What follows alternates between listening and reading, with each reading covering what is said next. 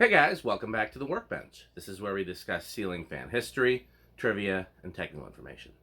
Today we're going to talk about John Menard. And I realized that I already did a video on Menard ceiling fans, but I keep referencing John Menard, not just in that video, but in the Joseph Lau video when I'm talking about David Moss. And I just assume everybody knows about John Menard, but if you're not from Wisconsin, you probably don't. So we're going to talk about John Menard. He's an amazing, larger than life. He would make a great movie villain. He's just one of those characters that seems unbelievable. But everything I'm about to tell you is true. I also want to give a shout out to Milwaukee Magazine. Some sections of what I'm about to read are lifted directly from an article in Milwaukee Magazine. In the past, when people have wanted to know about John Menard, I've just sent them that article. I still highly recommend it. However, there is going to be some information today that's not in that article. So, let's get into it. Start with his biography. John Menard was born in 1940 in Eau Claire, Wisconsin. His parents were both teachers and dairy farmers, so they would teach at the local school during the day and then come home and work on their dairy farm. During middle school, John Menard hated doing farm chores. He would pour entire bottles of cologne on himself so he didn't smell like the farm at school. While he was in high school, his father hired a crew to build a new pole barn. John Menard talked the crew into hiring him because he wanted to make some extra money. In 1958, he's now 18 years old, he starts his own construction crew building pole barns. So from the crew that his dad hired, he learned how to do it. He started his own crew at age 18 to pay for his college. He advertises with a stand on the side of the road. And this is considered the founding of Menards. So a lot of places will date the founding of Menards to 1958. That's his roadside stand at 18 years old selling pole barns, which is pretty impressive. He also worked nights at a movie theater. So keep in mind, he had his own business building barns. He was going to college and he was working nights at a movie theater all at the same time at age 18. In 1960, he begins selling lumber on the side. He buys wood in bulk and then resells it to builders that are scrambling to find materials on the weekends at a time when lumber yards are usually closed. In 1963, he graduates from the U of Eau Claire with a major in business and a minor in psychology. He once told a top Menards officer that his minor in psychology was far more important because how you treat people was the key to his success. And we'll learn later that he doesn't mean necessarily treating them well. After he graduates from college, he turns down an offer from IBM. So obviously he did pretty well in college if there's scouts from IBM trying to hire him back in 63. In 1964, he opens the first Menards hardware store. He adds a truss plant, operations for treating lumber, starts producing his own countertops, pre-hung doors, boards, steel, and nails. By making some of the products he sold, he was able to keep his prices low. Sometime before 1967, and I don't have an exact date, he marries his first wife and has his first two children, Renee and Christopher Menard. In 1968, he has his first illegitimate child, Michelle, who later changes her last name to Menard. In 1972, Menards is incorporated. Analysts say this was the perfect time to catch the first wave of do-it-yourselfers. So he's a big NASCAR fan, and we don't know exactly when that started, but in 1979, the first Team Menard car races in NASCAR. John Menard bought the card and hired one of his neighbors to drive it. In 1978, John Menard III is born, and he's referenced as John Menard Jr., because technically John Menard, the Menards founder, is John Menard Jr. or John Menard II, but in articles and things like that, generally speaking, John Menard II Jr. is referenced as John Menard I, and John Menard Jr. is referenced. You get the idea. It's just they forget that his dad was also named John Menard, basically. In 1980, Paul Menard is born. And in 1984, Molly Menard is born. In 1988, Paul Menard wins his first competitive race as a driver at age 8. In 1990, Menards enters the Nebraska market, and in 1991, they enter the Chicago market. And there's an interesting story about that. We're going to start to get into a little bit more of the mechanics of John Menard and how his brain works. So in the early 1990s, really early 1990, there are just rumors that Home Depot will be entering the Chicago market. Just rumors, that's it. John Menard buys every vacant storefront in Chicago and turns them into Menards. So that's why in Chicago, not only are there a lot of Menards, a lot of them are in buildings that don't look like the General Menards buildings, because he literally bought any vacant storefront that was for sale and turned it into a Menards. In 1992, Eldon Helgett, a manager at a Menards building supply store in Minneapolis, was fired because he was planning to build a new house outfitted with ramps that would ease travel for his wheelchair-bound daughter who has spina bifida. Helgett violated the Menards company rule that a manager cannot build or add on to his own house because such construction would tempt him to steal supplies. We're going to talk more about this story later. It's one of the examples of John Menard being a villain, kind of a larger-than-life evil that, like, doing the right thing would actually be easier, but he does the evil thing because he's, you know, like Mr. Burns with swagger is sometimes what I've described him, or even, you know, a lot of people compared him to Donald Trump. We're definitely going to talk about Trump later. Anyhow, put a pin in that story because we're coming back to it. Right now we're just doing the main timeline bullets. In 1993, NASCAR driver and Team Menard partner Eddie Cheever spent an hour and a half arguing with John Menard over a $25 hotel bill that Menard owed. And after the hour and a half, John Menard still refused to pay the bill, so that his driver ended up paying it. That's, again, it's an example of the kind of guy that John Menard is. In 1993, he divorces his second wife, Paula, because she started taking Taekwondo classes, and he objected. Getting some more of the picture? In 1994, Home Depot makes those rumors true and enters the Chicago market. Remember, John Menard was already there with his buying up every vacant storefront. In 1994, the state of Wisconsin obtained a civil judgment against Menard for the unlicensed transportation and disposal of hazardous waste. This is another theme we're going to keep coming up with. In 1996, the new modern store design was introduced and the Menards credit card was introduced. In 1997, John Menard was caught using his own pickup truck to illegally dump toxic waste from Menard stores. I just want you to think about that for a second. They now have stores in Wisconsin, Minnesota, Nebraska, Illinois, many states, and the founder and president and CEO of the company is using his own pickup truck to dump toxic waste so he doesn't have to do what the environmentalists want with it. It would probably have been easier just for him to dispose of it legally. It might have cost more, but he wouldn't have had to do it himself. Again, I want you to get a picture of what John Menard is like. So that was, where are we at now? That was in 1997. Also in 1997, the Menard-owned NASCAR team wins the Indy Racing League. Between 1997 and 1998, Glidden Paint spent nearly $4 million on Team Menard sponsorships. If you wanted shelf space at Menards, you were pushed to buy a racing sponsorship. In 1998, John Menard paid himself almost $21 million, 3 times more than the CEO of Lowe's and 7 times more than Home Depot's CEO. In his world, everything is measured by your bank accounts. As a former high-level corporate executive who asked not to be named, he kept telling me, it's a game, and I'm winning. In 1998 is when he befriends Donald Trump, and we're going to talk about this a little more later.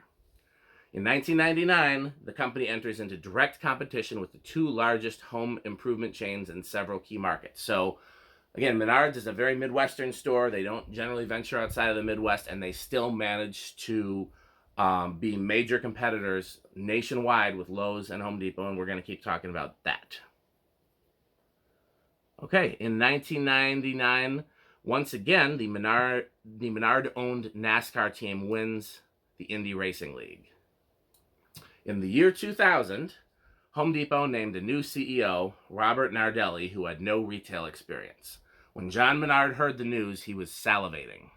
Menard called his top executive and said, let's go have the most expensive steak in town and celebrate. In the year 2000, also, Menard stopped selling wood from endangered rainforests. I'm sure not by choice. Obviously, if you're getting the picture, John Menard would deliberately sell endangered rainforest wood if he could. In 2002, John Menard had the highest tax bill of any American. Also in 2002, Stanley Tools and Moen, which makes faucets and things of that nature, each paid around $1 million for racing sponsorships. In 2003, John Menard sued Home Depot, claiming Home Depot's ads claimed Menards sold an inferior product. He also claimed that Home Depot's ads were plagiarizing or ripping off Menards flyers. Home Depot settled the suit. In 2003, the Monona Attorney General charged that Menards manufactured and sold arsenic-tainted mulch in packaging labeled ideal for playgrounds and animal bedding. Warning labels from the CCA-treated wood were found in the mulch, so they didn't even bother to hide it, in other words. In 2003 and 2004, John Menard negotiates with NASCAR driver Andy Petrie to be his crew chief for his son Paul to be the driver. Then he immediately pulled out of the contract and went with Dale Earnhardt Incorporated. Petrie, as a result, spent the next 18 months laying off his employees and liquidating his assets because it bankrupted him. In 2004 and 2005, while Lowe's and Home Depot downsized and focused on opening small, 80,000 to 100,000 square foot urban stores, Menards went supersized with his new stores. He built a mammoth 2-story store in St. Paul, Minnesota. I've been there. To the store, in addition to obviously St. Paul, complete with a moving walkway that carries customers' carts past a baby grand piano and plasma screens advertising specials to the second level. There's actually a store relatively near me that has that same setup. I'm trying to think, it's either Johnson's Creek or Waukesha, but there are Menards that have escalators and baby grand pianos, and they're meant to be very luxurious, and they actually hire people to play the piano. So if I wanted a job playing piano at Menards, I could get it, I guess. In Duluth, Minnesota, he opened the mother of all home improvement stores, a 250,000 square foot behemoth, more than twice the size of a typical Home Depot. Menards expanded kitchen and bath vignettes and added an appliance showroom and garden center to his already extensive product lines. That's 2004-2005. In 2005, John Menard accuses Edward Archibald, his right-hand man for 27 years, of taking a bribe from a supplier. Archibald asks him for proof. When Menards has none, he walks out. John Menard has no loyalty to anyone but Menard. In 2005, Menards agreed to a $2 million fine after the Wisconsin Department of Natural Resources, ironically where my dad used to work, found a floor drain in a company shop that they believed was used to dump paint, solvents, oil, and other waste into a lagoon that fed into a tributary of the Chippewa River. So in other words, he was still doing the thing where he was just dumping into just down the drain in this case. He couldn't take it in his pickup truck anymore. Fine, I'm just going to pour it down the drain for paint, oil, and other, toxic waste. The sanction broke the previous record fine of $1.7 million set by Menard in 1997. So he's got several records set, not just in NASCAR, but in fines for environmental violations. Also in 2005, the Wisconsin State Justice Department files a complaint stating that John Menard and his company have had more run-ins with the Department of Natural Resources than any other Wisconsin company. DNR officials have cited Menards at least 13 times since 1976 for ignoring or violating state regulations related to air and water pollution and hazardous waste. This should come as no surprise to anybody who's been listening thus far. In 2007, Menards started carrying milk and groceries. I said he, like John Menard just is the store, which really kind of is. He's very hands-on micromanager, if you don't know by now. But yes, they introduced milk and groceries in 2007. In 2008, he marries his third wife, Faiha Obaid. I'm probably saying her name wrong. I've never heard her name said out loud. Faiha Obaid is how it's Faihaobaid. Also in 2008, he donates $15 million to the Eau Claire Hospital. In 2011, his son Paul Menard wins the NASCAR Brickyard 400. In 2013, he pays $6,000 in back taxes and $1.6 million in a gender discrimination case, and we're going to come back to that. Okay. In 2013, New Sunshine LLC, a company overseen by a private equity investment company run by Steve Hilbert and financed by John Menard, was supposed to market the products developed by Melania Trump. Remember that John Menard had met Donald Trump and become friends back in 1998. So now there's this backroom deal where one of John Menard's companies is going to market Melania Trump's products. However, This falls apart when John Menard gropes and harasses Steve Hibbert's wife, the wife of his partner, Menard's partner, who's running the company that's supposed to be marketing Melania Trump's products. So now Menard's upset at being accused of doing the thing he most likely did, because he has a reputation for doing it, and he cancels the contract with Steve Hilbert and Melania Trump. Melania Trump then sues John Menard, and Donald Trump starts tweeting mean things about John Menard. So if you guys remember Donald Trump's mean tweets before he became president, and sometimes once he became president, if you go back to 2013 and subsequent years, you can find mean tweets from Donald Trump about John Menard. In 2015, he donates $10 million to the Eau Claire YMWA. YMWA or YMCA? I'm guessing I meant YMCA or the YWCA. My note says YMWA, but we'll fix that in post. In 2019, he's given an honorary doctorate from the University of Eau Claire, and the John Menard sponsored car wins the first Indy 500, or his first Indy 500. He's won several NASCAR races up until now, but it's not until 2019 that he wins his first Indy 500 race. In 2021, his net worth is $19 billion. Okay, so those are the notes that I have that are linear, that are by date. And here are some quotes from that article that I referenced, as well as other articles that are quoting people that worked with him, people that knew him, and so on and so forth. And I say that in the past tense because he burns bridges, not because he is still alive and running the Menard stores. The people that work with him currently generally will not speak on the record. Only people that he's burnt the bridge with will actually be quoted about him. That's why I said that in past tense.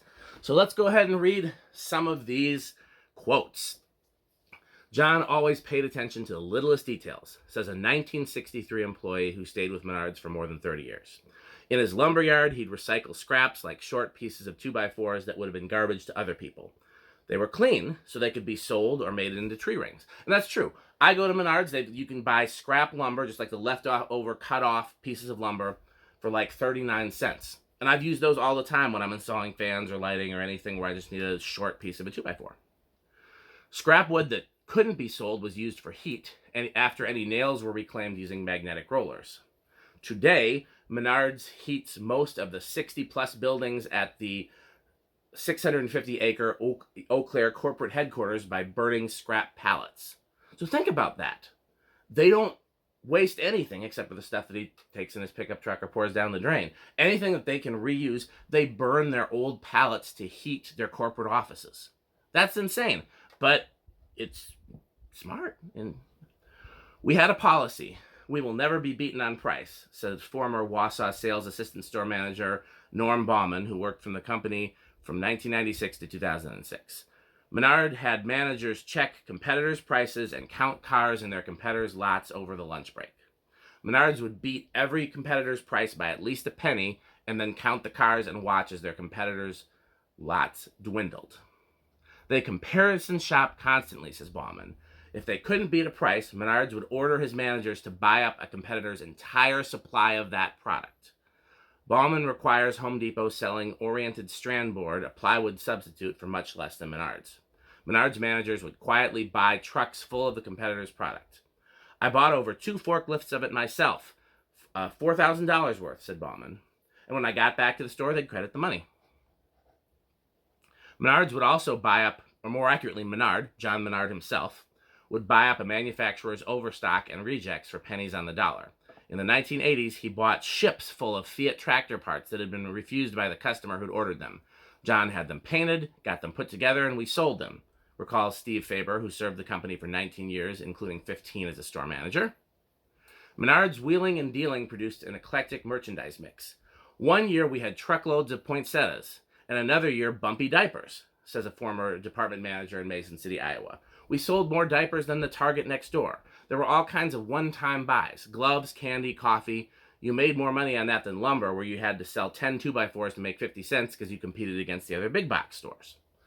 I've talked about this in the fan videos, that when a fan company was going out of business, or they had old products, they had discontinued products, or if he could just get any sort of surplus, he'd buy them up. And so that's how you saw a run of Emerson 1895 series after the 1895 series was discontinued. That's how you saw banana fans in Menards long after Leslie Locke was no longer selling them, and so on and so forth.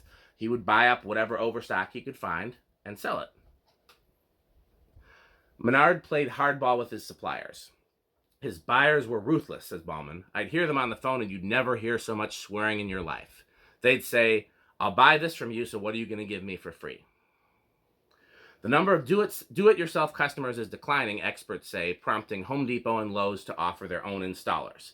Let's build something together, as the voiceover by Gene Hackman declared in previous Lowe's ads.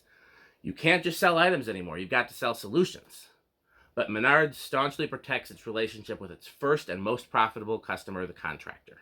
It does not want to take business from them. Instead, it provides customers with a list of private contractors. John Menard's style is suggested by an innocuously titled pamphlet, Grow with Menards, which details the company's standard operating procedure. It was inspired by Larry Menard. If we haven't referenced his name before, he's John Menard's brother, who at least at one time was very significant in Menard's leadership. It was inspired by Larry Menard's Army experience during the Vietnam crisis, he told an arbitrator last August. That was from when that article was written. To this day, Larry said, that booklet is our rule book. Menards managers must sign a work agreement in which they consent to the pages of rules and penalties. They are fined $10 if there are more than 15 carts in the parking lot, $100 a minute if a store opens late, $10 if a customer doesn't pick up a special order within 10 days. With military-like discipline, a manager's absences are tightly controlled and suggestions to a superior are not welcome. The rules also reflected the personality of the man who started with nothing and succeeded by pinching pennies. That company's his life, and when he feels like someone is taking money out of his pocket, he just goes nuts, says Knight, the ex-director of Menard's racing engine business. Managers are prohibited from building a home even if they purchase the construction materials elsewhere. It's a measure to prevent employee theft, John Menard once told the media. The penalty is termination. Even minor building projects concerned him. On numerous occasions, former managers say, Menard hired private investigators to take photos when an employee added a deck or an addition, then had internal examiners cross-reference the materials in the photos with items the employees had purchased, looking for products that had been stolen. The most infamous casualty, now this is circling back to one of the things we talked about before, the most infamous casualty of this policy was Eldon Helgett, a lumberyard manager for Menard's Burnsville, Minnesota store. Helgett's daughter was confined to a wheelchair, and the narrow hallways in the Helgett home made it difficult for her to get around. She was getting too big for her mother, Linda, to carry her up the stairs, and because the bathroom couldn't accommodate her wheelchair, the girl had no privacy. When the Helgetts could find no home that met their needs, they decided to build from scratch. But Helgett's boss, Larry Menard, said there were no exceptions to the company rule. Helgett, who had a stellar 13-year record with the company, could resign his post and take a lower-level job, Larry said. That meant a $15,000 cut in his $40,000 salary. This was back in the 1990s. $40,000 was not something to sneeze at. Still not a huge salary, but nothing to sneeze at. Helgett agreed.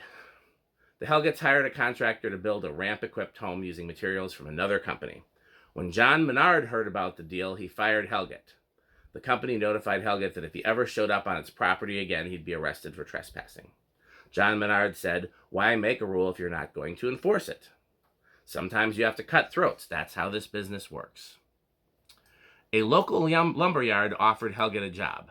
The Helgetts were elated until they discovered that Eldon's contract with Menards barred him from working for competitors. This rule came from Menard's concern that his trade secrets might be revealed.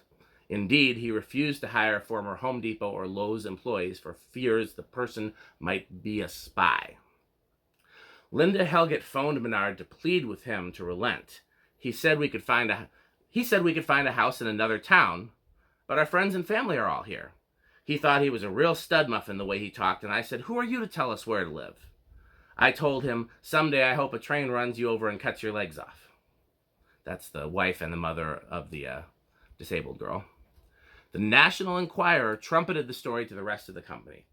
The Helgetts fired a wrongful firing claim against Menards. Their attorney took the Menards brothers' depositions. They had expected John Menard to be a sophisticated businessman in a wool suit. Instead, showed up a cowboy in jeans with his shirt partially unbuttoned, chest hair, and a chain around his neck. It was clear Mr. Menard is very, very secure in himself. His body language, his mannerisms, he's answering questions when he wasn't asked, not answering them when he was, the lawyer said. Most companies with an employee with a disabled daughter would want to be behind the family. But John Menard had this attitude, who are you to tell me how to run my company? The Helgets took Menard's second settlement offer, which was somewhere between $1 and $50,000. Now, when they reported it as somewhere between $1 and $50,000, it probably means it was close to $50,000. But remember, the guy was only making $40,000. So basically, he got a year's salary, which is not a huge settlement. John Menard often goes through the mail of his executives and tirelessly reads through customer complaints, looking for problems or hints that an employee gave something away at his expense. The Menard brothers, John and Larry, are notorious for dressing down employees. In the arbitration case last August, I don't know what case they're referencing, but the article came out in 2007, so it'd be 2006, 2007, depending on exactly when it fell. Former Menard's assistant store manager, Corey Lickus, testified under oath that the day before he resigned, Larry Menard had called him an effing retard in front of 15 customers and employees. We used to joke that whenever a letter came from headquarters, it would start with what the F or why the F. Corporate keeps a close eye on sales, Larry Menard testified in that case. Menards hired secret shoppers to evaluate service, a typical retail tactic, but they also had an extensive crew of merchandising and operations people who flew out of Eau Claire on 6 company airplanes 7 days a week. Others hit the road in Menard's fleet of cars to do inspections. If John Menard happened to be in a given city, he'd do his own inspections, often in a crude disguise. His hair color would be red, golden brown, or shoe polish black, says a former insider, explaining that one of Menard's girlfriends owned a salon. The quote was, "She's not a gifted colorist, but the price was right." The home office monitored every store's security cameras for at least an hour a day. "We can see team members doing their job or not doing their job," Larry Menard said during the court case. "If we can see if there's too many carts, not enough carts, we can see lines at the registers and do corrective action." The result was often a blizzard of memos to store managers with swear words. Menard was adamant about keeping unions out of his stores. "When I was promoted to assistant general store manager, the first thing I had to do was go on a 1.5-day seminar in Eau Claire about fighting unions," said Ballman. "If a person had ever worked in a union shop, you could not hire them."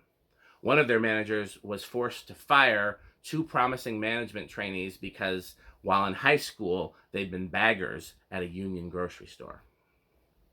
Under Menard's policy, managers would see their pay cut by 60% if their store became unionized. Remember, it's illegal to ban unions, but you can discourage them. So if the manager's pay is cut 60%, that's a pretty strong discouraging. Under Menard's policy, managers would see their pay cut by 60% if their store became unionized, notes Iowa ex-manager Faber. And the pay for managers was generous, $80,000 to $200,000 a year with bonus and profit sharing included. It was particularly good given that more than half of Menard's managers hadn't graduated from college, Larry Menard testified. All Menard's managers must sign an agreement requiring them to go to arbitration, not the courts, if they have a dispute with the company. Moreover, they'd have to pay their own attorney's fees and half the cost of the arbiter, even if Menard's was found at fault. When an even more draconian clause was added later, Faber, the Iowa store manager, questioned it and drew Larry Menard's ire. The new dictate required that managers pay a $200 deductible if the delivery driver they hired was in a traffic accident. Faber testified later that Larry told him he'd hire someone younger who would do a better job for less money if Faber didn't want the job. Questioning their policy was the beginning of the end, said Faber. Company audits soon began finding problems with how he operated his store. Ultimately, Faber, a 20-year veteran of Menards who was then 48, was replaced by a 29-year-old. Faber was offered a demotion in a different city. He refused the transfer and filed an age discrimination complaint, but lost. When former manager Scott Bropes became the manager of a competitor's crosstown store a few months later, Menard sued. They wanted $25,000 from me for my non-compete clause. Ropes spent $4,000 in legal fees, eventually getting the case dismissed. But then Menard came back seeking an injunction against Ropes. They wanted to sue me for soliciting their employees. A North Dakota Menard store manager, his wife had triplets that came early and required special attention at the University of Minnesota Medical Center. The manager spent a small fortune on plane fare commuting back and forth. He still worked 35 to 40 hours, but his contract required a minimum of 55 hours a week, so his weekly pay dropped from $1,000 to $500. Two of the babies didn't make it, and John Menard fined him $2,000 because he had to bury two of his kids and couldn't put in 55 hours those 2 weeks. John Menard is frugal at home, too. He lives down the block from his brother Larry in the 1972 ranch he shared with his second wife, Paula, Christine, and their 3 kids, John Menard III, who he calls Junior, Paul C., and Molly C., until the couple divorced in 1993. The 11-room, 1-story home has 5 bedrooms, 3 baths, 2 fireplaces, and a property assessment of $425,000. So it's a nice house, but by no means a mansion. By no means where you would expect somebody who's worth $19 billion to live. You know, it's not. Five bedrooms is nice. 5 bedrooms, 3 bathrooms, 2 fireplaces. But I'd like to be able to afford that one day, and I will never have $19 billion. So it's equipped with a big screen TV, ooh, and in the basement, a model railroad setup that looks like something you'd see in the movies. Says Dominic, I can't say this name, Giuffre, Giuffre, who once tried to buy the Milwaukee Mile with John Menard. A former Menards executive calls the train set John Menard's perfect world because he controls everything. Nothing moves without his approval. Reached by phone, his daughter Renee laughed and said no when asked to discuss her father. Milwaukee Magazine was unable to reach the other Menards children. He's been a failure when it comes to his family, when it comes to relationships. He's had 6 children by 3 women, married and divorced 2 of them, and 2 long-running girlfriends, Darla the hairstylist and Debbie the attorney. In late 2006, Menard broke up with Debbie the attorney just 2 weeks after firing her sister, the company's general counsel of 10 years, Dawn Sands. Dawn Sands then filed an arbitration action against the company and declined to comment. So, that is the exhausting story of John Menard, who is still alive, still running Menards, and still can occasionally be seen in poor disguises at as a secret shopper in Menards stores. Again, I like to think of him as like a comic book villain or a movie villain, where he's kind of made evil into an art, where even when it would be cheaper or easier to do the non-evil thing, he still does the evil thing. Yeah, I don't know how to wrap that up. Now you know everything about Menard that I do. I hope you've learned something. I hope you've enjoyed hearing it. You're probably like me, feeling a little wore out after all that because it's quite the emotional roller coaster. So instead, we'll just wrap up this video. If you like this series, whether you like learning about John Menard or not, if you like this series where we learn things about ceiling fans and ceiling fan related companies from the Workbench, please like, comment, and subscribe. If you've seen my other announcements, you know we now have a Patreon, which means there will be more content available on Patreon that will not be public content, as well as sneak previews. So depending on when this video goes live and when you join the Patreon, you might see this video on Patreon before other people see it publicly. So please go, the link should be in the description, patreon.com/dspiffy. Please like, comment, and subscribe to this YouTube channel. And please continue to support our sponsors, Fanstick, Lightstick, and Taco Burrito Mexico. Thanks for watching.